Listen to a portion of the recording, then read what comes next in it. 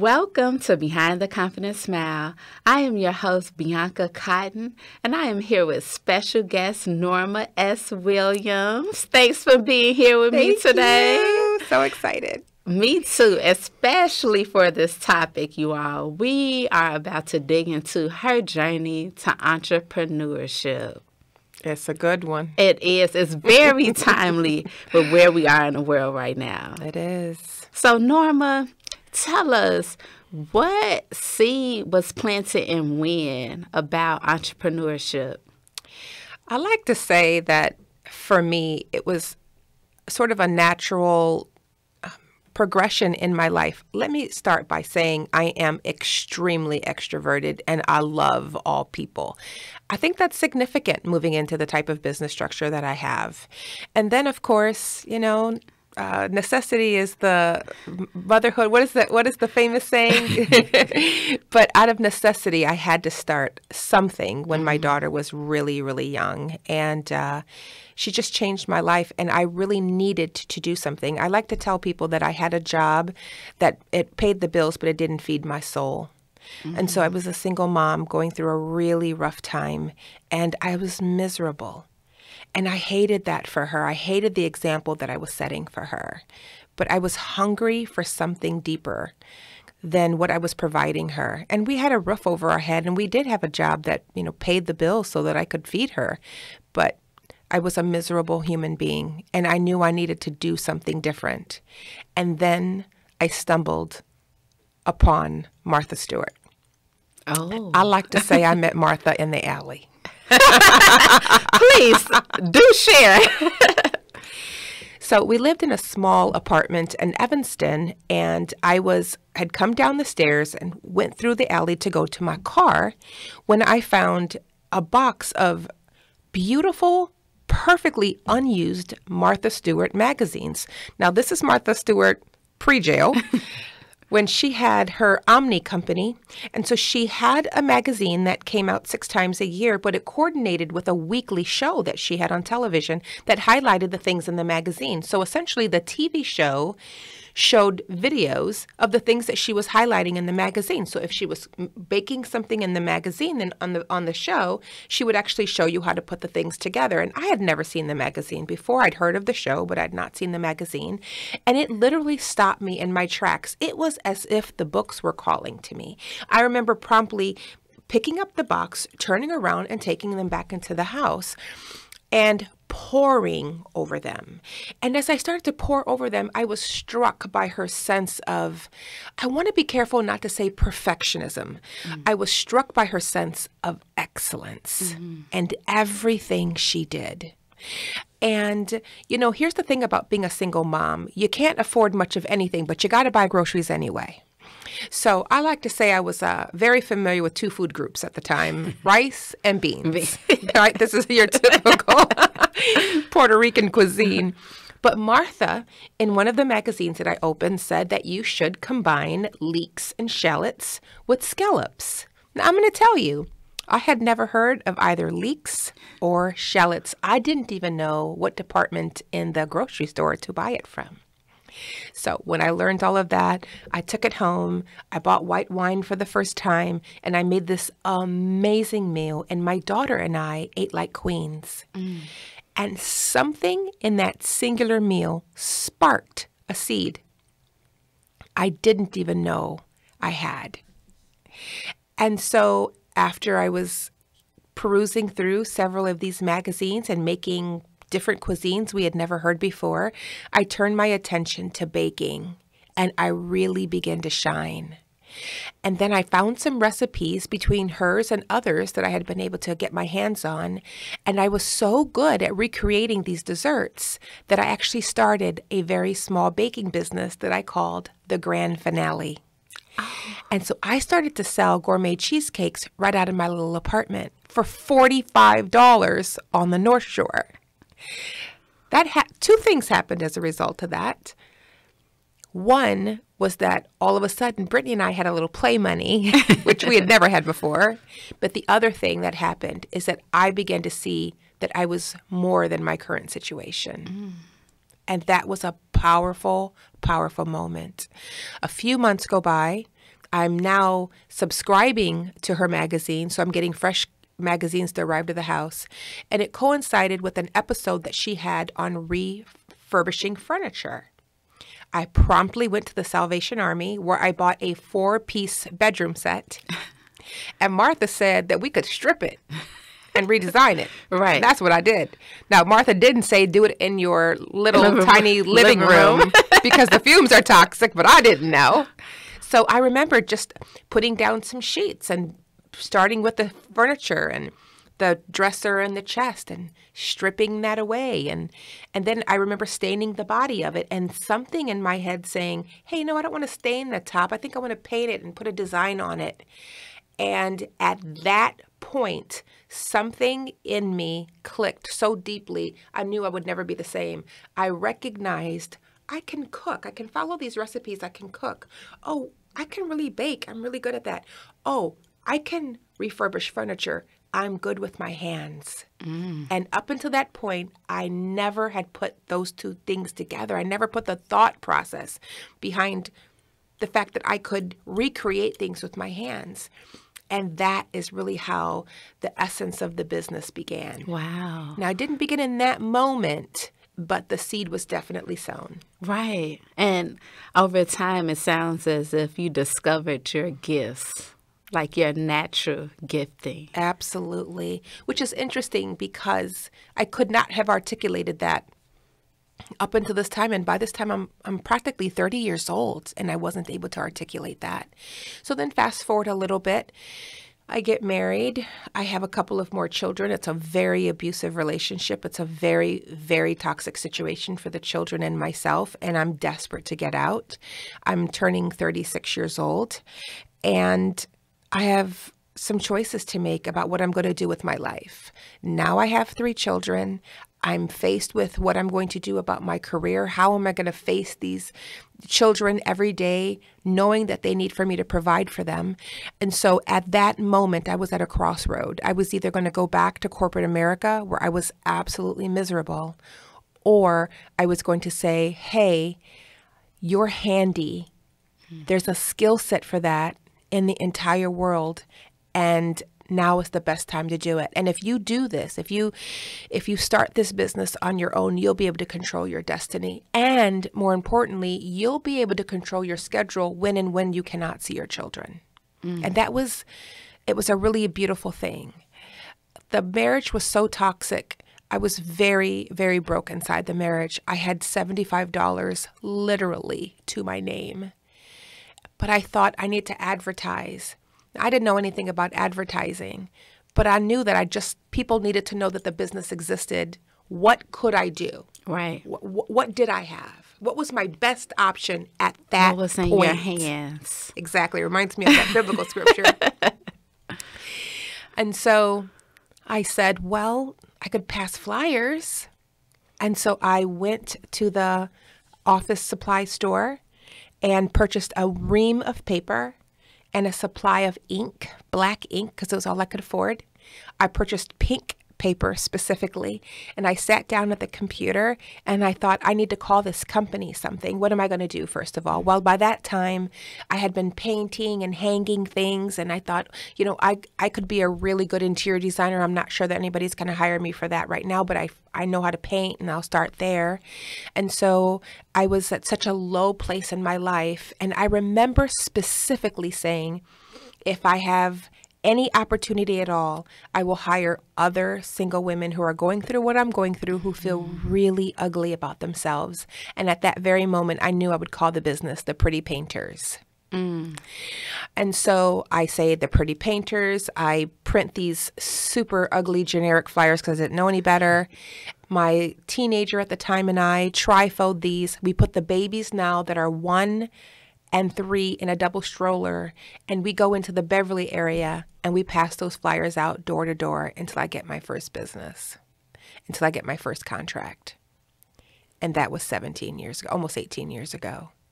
And I think about that, how I literally just took the thing that I had, nothing more, nothing less. But I didn't allow it to hinder me from letting people know that this business existed. And then from then, pretty much it's been word of mouth. Wow. So you said 17 or 18 years ago, creating flyers, not knowing how to advertise, taking your children in the stroller and the teenager, going door to door. What was going through your brain at that time in those moments? I think one of the things that you ask yourself, I believe that this is very normal, is, does this matter? Is this going to matter? Is this going to help? It took the very first job for me to know that it mattered.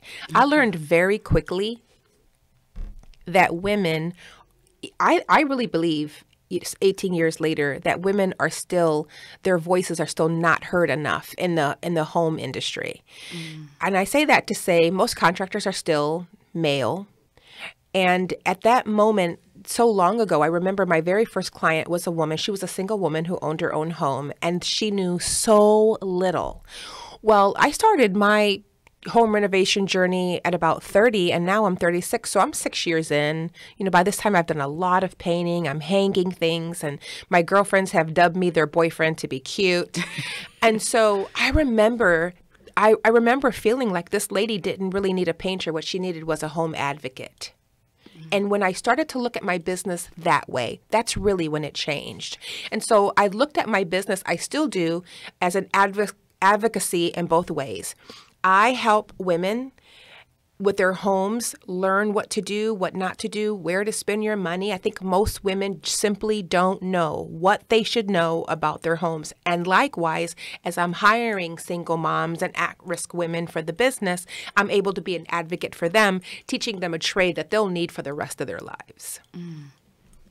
Powerful. But before having that amount of clarity, right, 18 years later, after getting your first job, when did it click in you like, okay, I can do this. I can keep moving forward? Because business does evolve over time. It does. Right? It does. I'm going to tell you, I don't know how people can start companies and be an entrepreneur and not follow Jesus. For me, this business has always been directly tied to my faith. I'm going to tell you this little prayer story. I remember praying, and that's really how I started this business. I felt like I had no other option. I was in prayer. I really felt like this is what I was supposed to be doing. And I remember saying out loud, start a business? What do I know about having my own business? I don't know. Can I do this? And then I said out loud, all right, Lord, I'm going to do this. But if I go down, I'm taking your good name with me. And that was the deal I made. So I think even as I was passing out those flyers, I never felt like I was doing it on my own. I always felt like I had the wherewithal to know that I was walking in the purpose in the moment that I needed to. That does not mean that it was an easy journey. I think that one of the things that most people skip over when they're telling their entrepreneurial journey is how dark things get. But one of the things that I have learned in all of these years is that I don't make decisions in high seasons and I don't make decisions in low seasons. Because when your bank account is overflowing and you've never had that much money, you're not thinking straight. Likewise, when you've got $3 literally in your account, you are not thinking right. And so you have to learn how to be a base and be abound. And so I had to learn how to take some of the money from the high season and hold on to it because I knew a low season was coming, and so on and so forth. I think for the first 6, 7, 8 years of my life, I barely worked January, February, and March. Hardly at all. For whatever reason, that was just not the season that my phone rang. As soon as March came, though, in April, I was super busy. So what I made in the fall season, which was actually my busiest season, I needed to hold on to get through in the winter season. But my children were small. If I was going to give an entrepreneur the biggest piece of advice I could possibly give, this is it. So listen up. This is it. If you don't have an understanding about why you're doing what you're doing, you'll try to find your purpose in everything else. It was very important for me to keep my expenses low so that in a low season, in a season where I wasn't making enough money, I didn't have to spend that season worrying, but I did get to spend that season with my children. So what I made working so much in September, October, November, and December, just holding on to a little bit of that and keeping my expenses very low meant that in January, February, and March, I got to spend 3 months, quality months with my children. If as an entrepreneur, you don't understand your purpose, you will chase the finances. And if you chase the finances, you will never find true happiness. Wow. So peeling this back a little bit, right? Sure. How did you learn that? Was it a coach, a mentor? Like saying, hey, like when it's a high season, put a percentage away to prepare for the low season of your business. Like, how did you come to? You only need to go through a low season with $3 in your bank account one time to learn that lesson. At the end of the day, experience will teach you things that you can never find in a book. And that's exactly what happened. And so when you get past that first season and you're frightened and you're scared and you think, I'm never going to make this. And for me, going back to my faith, God, where are you? What did you do? These were just less things that I began to see, like pay attention to. When are you making your money? Why do you have this much money? What happened during this season? And I began to realize that in the construction season between March and December, it's busy, but not January, February, and March. And so you just learn. Again, you don't need but 1 or 2 seasons to learn that lesson. I have always lived frugally.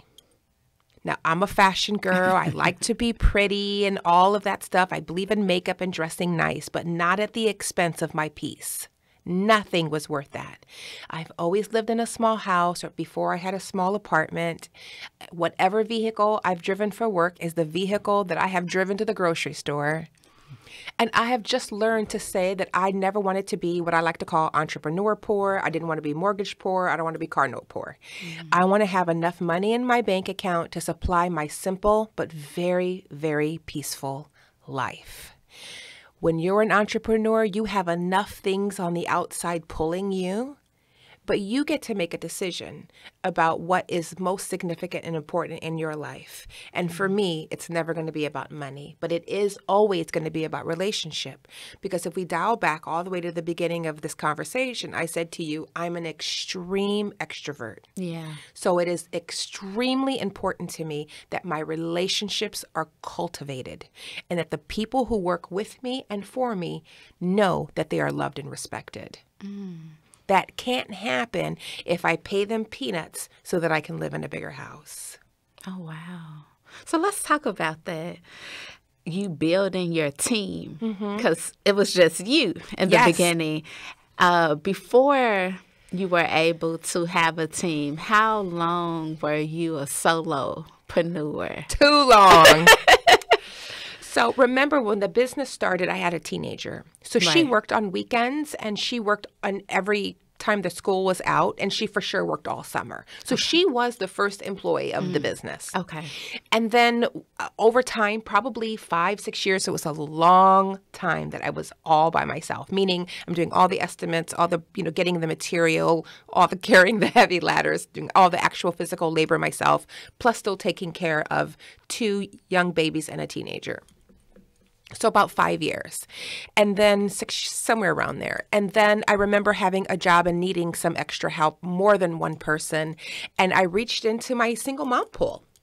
And one of the things that I learned early on is not to force a person who wants to be able to come and be a part of the team to have to stick to a certain amount of hours. So I was able to, I think as a result of being a single mom and having to have a flexible schedule myself, I was able to offer flexibility to other single women.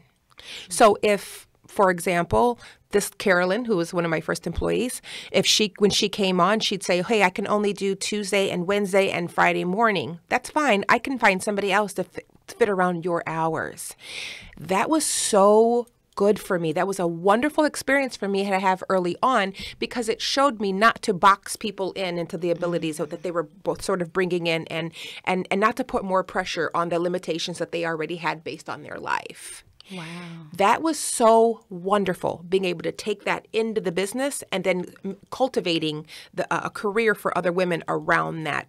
So if you were in school, if you had, children at home, if you had a spouse and you guys needed to, switch schedules and whatever, that was fine with me. I learned how to say yes to people to make their lives a little simpler. And I realized that when I was flexible, it offered so much power into my own life. And then that it almost became a business concept for many, many years. Say more, like how did you grow as a leader, right? Oh. Wow. You're managing yourself, you're managing home, taking care of your children, still cooking, cleaning. I'm sure doing all of the absolutely. things. I'm going to tell you a hard story. Again, I tend to learn, I think like most human beings, I tend to learn the hard way. At the end of the day, I think that I was fighting a spirit of fear all along. You're still constantly in this fight or flight mode when you're an early entrepreneur and you don't know what you don't know. And so you don't know what mistakes you're making. And so as the business began to grow and I'm hiring in more people, the more concerned I was about finances or quality or what was going on in my kid's life, the more aggressive I became at work. Now, I have a tendency to be a bit of a perfectionist, which is probably why I was attracted to the whole Martha Stewart thing in the beginning. I tried to strive for excellence, but when I was struggling, I would move past excellence into perfectionism. And then I began to require that from everyone who was around me. So now let's say we're 12 years or 10 years into the business, somewhere around there, I can't remember exactly. And I hired a young lady who I adored. She was wonderful. She was reliable and smart. She had been working for me for years. And I began to put her in charge of one site so that I could be responsible for another. And she's working on this site. I've given her like 2 or 3 employees. I know she's managing what's going on. I know she's reliable, but I'm having issues. I'm having issues with, finances, or am I going to complete this job? And I've let myself get excited. And I began to yell. at her. And if I wasn't yelling, it was a conniving, it was a disrespect. At the end of the day, I don't care what you call it. I was being disrespectful. And on one of those days that I was being disrespectful, she quit. And so I didn't just lose a valuable employee, but I also lost a valuable employee who was managing others, a valuable employee who was allowing me to have not one site now, but 2 job sites. Right. And at the end of the day, I lost the respect of somebody that I really cared about. That was a turning point for me to really begin to recognize how important it was for me as a leader to love people consistently and well. She did come back to the business months later. I did absolutely apologize. We had a cry fest, but it changed me forever. And it was a great experience. Yep. And I really hope that people remember that. People are coming to work every day and they need a positive, healthy environment in order for them to show up in their best selves for you and your business. And as a leader, you're responsible for creating that environment. First of all, thank you for opening up and sharing that and being honest to say, I made a mistake and I owned it. This person quit as a result of my behavior, and it changed my life forever and how I treat people, manage my stressors, and just love on people more and not just see them as they're doing this for me, but so many other people are connected to this one person. Yes. And they're doing so many other things. Norma, as we wrap up our conversation, what would you say to your 22-year-old self that had one child at the time about where you would be right now, almost 2 decades later? I want to make that question a little broader. I'm going to tell you what I would say to my 22-year-old self and what I would say to all 22-year-olds today. And that's that you need to find your purpose in life.